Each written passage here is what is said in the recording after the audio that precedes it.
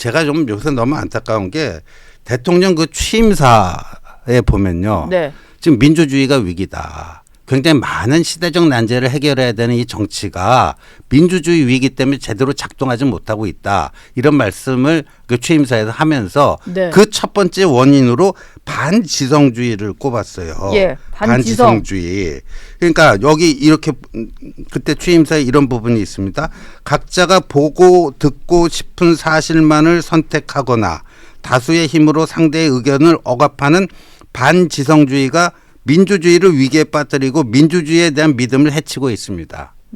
근데 지금 저는 이게 부정선거론이야말로 저는 반지성주의의 대표적인 사례라고 봐요. 네. 네. 그럼 이거 어떻게 좀 해결할 수 있을까요? 그런데 이걸 잘 봐야 돼요. 전 이 부정선거론이 그 좌파가 퍼뜨린 아주 독성 바이러스인데 그게 우파 쪽으로 지금 전염이 돼가지고요. 네. 이게 이것 때문에 우파가 망할 수가 있다고 봐요. 이것 때문에. 부정선거라고 주장하는 이런 여론이 예, 커지면 망할 수 있다. 이게 지금 이른바 우파 진영 내에서 이게 대통령께서 이걸 꽉 무시는 바람에 엄청나게 이제 커졌잖아요. 네. 근데 이게 보수 진영 내부의 엄청난 분열 요인입니다. 보수 진영 내부에 엄청난 분열 요인이에요. 그러니까 일단 뭐 보수 진영도 이것 때문에 쪼개진 것 같긴 해요. 예, 기존의 찬반론자. 계엄 탄핵 뭐 찬반 때문에도 이제 갈리는데 부정선거에 찬성하는 사람과 반대하는 사람 거의 대화가 안 되는 수준이에요. 예. 예, 그리고 서로를 향해서 손가락질합니다. 그래서 이게 엄청난 분열 요인이 되고 있는 거예요. 그러니까 계엄 탄핵에 의해서 삼중 분열이에요 지금. 예. 예. 그다음 두 번째로는요. 네. 이렇게 돼서는 만약에 그 선거가 치러진다면 중도층과의 어떤 연대, 화학적 결합이 불가능해요.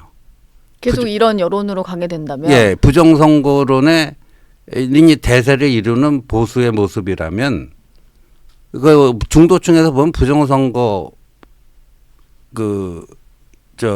부정선거론 믿지 않는 여론이 압도적이잖아요. 예. 예.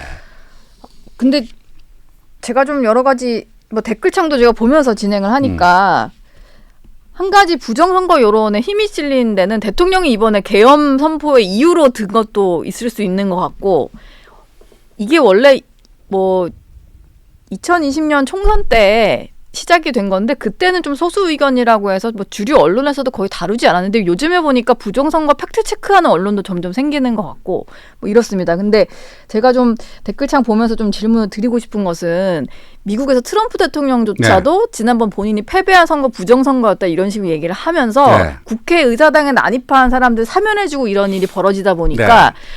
미국 정부 트럼프 대통령조차도 자기네 미국에서도 부정선거 얘기를 하는데 라고 하면서 우리 국내의 부정선거 여론에 또 힘이 한 번 더 실리고 그리고 그 선관위에서 그런 용어는 안 썼다고 합니다만 뭐 그 다시 이제 복원이 되는 특수재질로 만들어진 종이가 있다. 네, 네. 그래서 이게 일명 형상기억 종이로 막 일파만파 확산이 되면서 선관위 설명이 더 이상 안 믿기는 지경에 이르고 뭐 이런 네. 것들이 있잖아요. 그러니까 부정선거 여론에 불을 지피게 되는 어떤 소재거리들이 좀 제공이 되는 상황 같아서 네. 이런 거에 대해서 조금 이렇게 뭔가 정리를 하고 넘어간다거나 뭐 이런 건 필요하지 않을까요? 그건 정리를 하긴 해야 될 텐데 지금 그런 이제 트럼프 거기서도 그렇고요. 한번 네. 보자고요. 트럼프도 본인 그 개표 결과가 바이든에게 떨어지는 걸로 나오니까 부정선거론을 본격적으로 제기한 것이고 예. 지금 이쪽 그 한국 보수 진영 내에서 부정선거의 대부라고 할 수 있는 황교안 전 총리 같은 경우에도 2020년 4.15 총선에서 본인이 당 대표였는데 네. 그 선거 끝나기 전까지는 부정선거는 제기 안 했어요. 선거가 굉장히 크게 지니까 그 패인이 부정선거에 있었다고 한 거고요. 예. 정광훈 목사도 작년 4월 총선까지는 부정선거론을 그렇게 입에 올리질 않았어요. 정광훈 목사도 그랬나요? 네. 예. 그런데 그 작년 4월 총선에서 본인이 주도해서 창당한 그 자유통일당이 한석도 못 얻으니까 네. 그래 부정선거론에 빠지는 거예요. 아, 뭔가 정당 득표를 통해서 의석을 얻을 수 있을 거라고. 네. 그러니까 이 생각했군요. 부정선거를 주장하는 분들은요. 네. 자신이 관련된 선거 결과가 안 좋은 그 패인을 부정선거로 트럼프도 마찬가지잖아요. 예. 그러니까 이게 뭐 정상적인 사고 구조라면은 트럼프 말도 그냥 이제 와서 뭐 옛날 선거를 부정으로 돌리는 거를 비판을 해야 마땅한데 또 정권을 이번에 잡은 미국의 대통령이 그런 얘기를 하니까 네. 이게 조금 뭔가 부정선거가 정말로 있을 수도 있겠다? 이런 그냥 생각들이 좀 생기는 거죠. 저는 그 부정선거가 있었고 없었고 그거 논쟁하면요. 제가 몇 분들하고 토론을 해봤는데 네. 안 돼요. 제가 평상시 참 괜찮다고 생각하는 분들 중에 부정선거론에 빠진 분들이 있어갖고 예. 해봤더니 이게 토론이 안 토론이 된다. 안 돼요? 안 되고 사이만 나빠져요. 예. 다음부터 말 섞고 싶지가 않아요. 그러니까 이거를 그렇게 해갖고 그 결론 낸다는 건 쉽지 않은데 저는 좀 다른 측면에서 말씀드리고 싶은 거예요. 예. 이게 부정선거론이라고 하는 독성 바이러스가 네. 지금 보수 진영 내에 쫙 다 퍼져 있잖아요. 엄청나게 퍼져 있어요. 심각해요. 예. 이 상태에서는 앞으로 선거 승리가 힘들어질 것이다. 왜? 엄청난 보수 분열 요인이 되죠. 중도와 함께 하는데 결정적인 장애 요인이 되죠.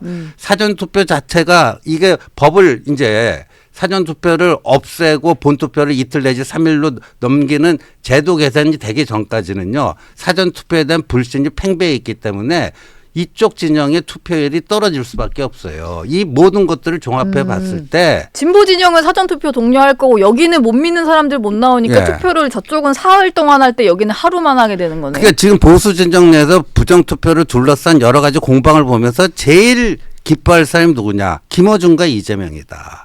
자기들이 원래 꺼낸 건데. 우리는 꺼냈다가 폭망을 했는데 망신만 당하고 폭망을 했는데 이 폭망한 거를 보수가 갖고 갖고 자기들끼리 치고받고 싸우고 뭐하고 이러고 있다. 얼마나 네. 좋겠어요.